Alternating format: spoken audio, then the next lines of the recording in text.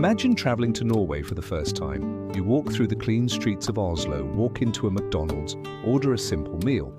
And when you look at the bill, you realize you paid almost double what it would cost back home. And the most surprising thing, the burger tastes exactly the same. Many of us have experienced that feeling of surprise or even injustice when traveling. Why does the same thing cost so much more in one country than in another?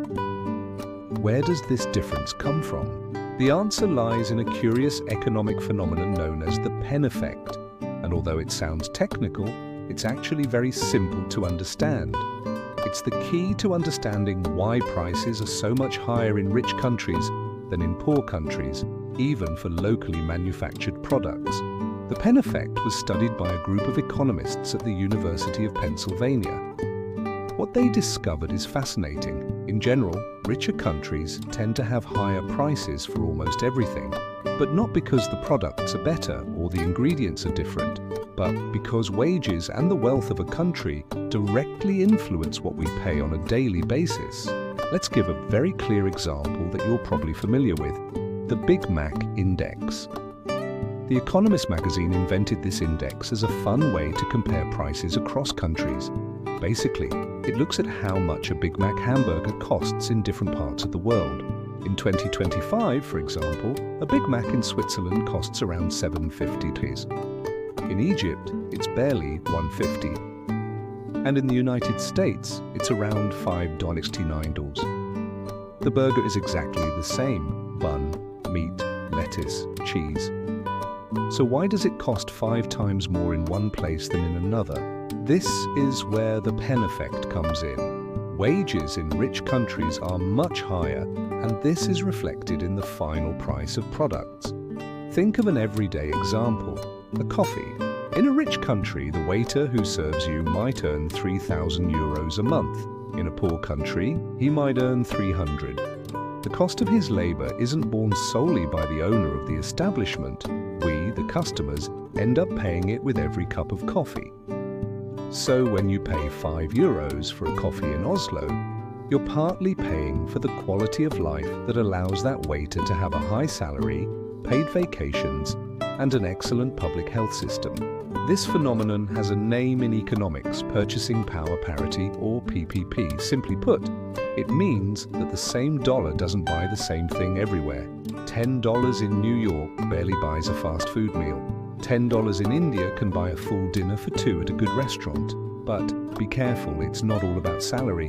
There are other factors that influence it. In wealthy countries, housing tends to be more expensive, professional services like doctors or lawyers cost more, taxes are higher, and worker productivity is generally higher. All of this pushes prices up. A very clear example is the Nordic countries. There, a coffee can cost €5 or €6, but it's not just a coffee. Part of that money goes to fund free education, quality healthcare, and impeccable roads. So, in a way, when you pay more, you're also investing in the country's quality of life. And what happens in poor countries? In general, local products are cheaper because wages are higher.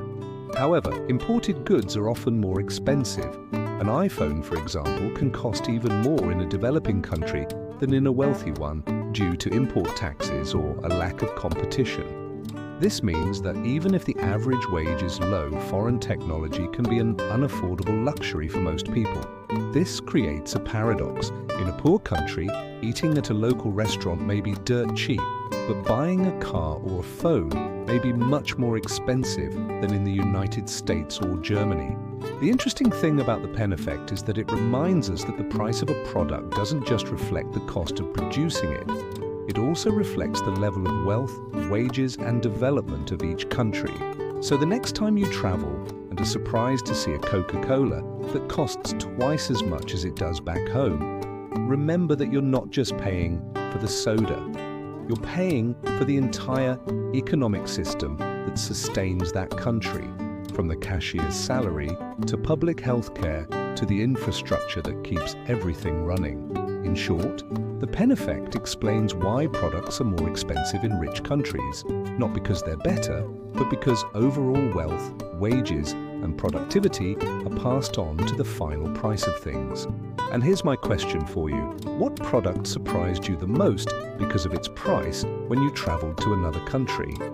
Leave it in the comments because there are sure to be some very interesting stories.